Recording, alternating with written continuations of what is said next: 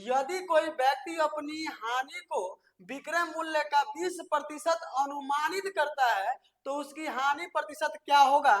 आइए profit and loss का सबसे जबरदस्त क्वेश्चन है और आज हम लोग कॉन्सेप्ट के माध्यम से समझने वाले हैं क्या कह रहा है। देखिए कह रहा है हानि को, तो मैंने हानि, ठीक ना, बराबर क्या कह रहा है, विक्रय मूल्य का, तो विक्रय मूल्य का कितना परसेंट जी, 20%, ठीक ना।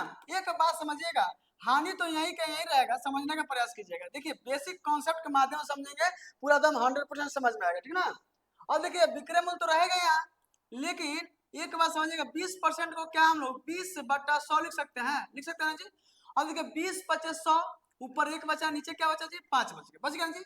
विक्रय मूल्य को नीचे लाइए क्योंकि गुणा में भैया, तो इसको नीचे लाएंगे तो हानि, अब बट्टा में क्या जाएगा जी, विक्रय मूल्य हो जाएगा, ठीक ना।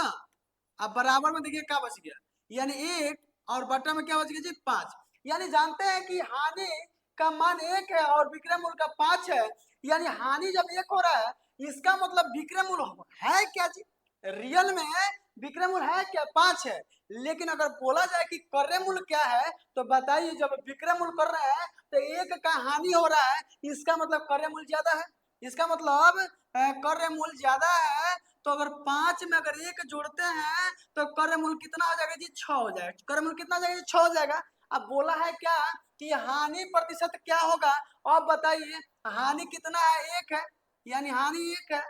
हानि बटा क्रय मूल्य, तो क्रय मूल्य कितना है जी, 6 है, और उसका सब परसेंटेज निकालना है तो 100 से क्या कर देंगे जी, गुणा कर देंगे। अब बताइए 3 दूना 6, 50 दूना 100, यानी 50/3।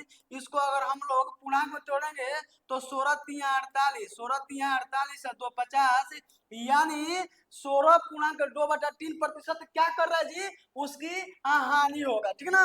यही हमारा राइट आंसर हो जाएगा। अगर इस विधि से आप लोग बनाने का प्रयास करते हैं तो कोई भी सवाल आसानी से बन जाएगा।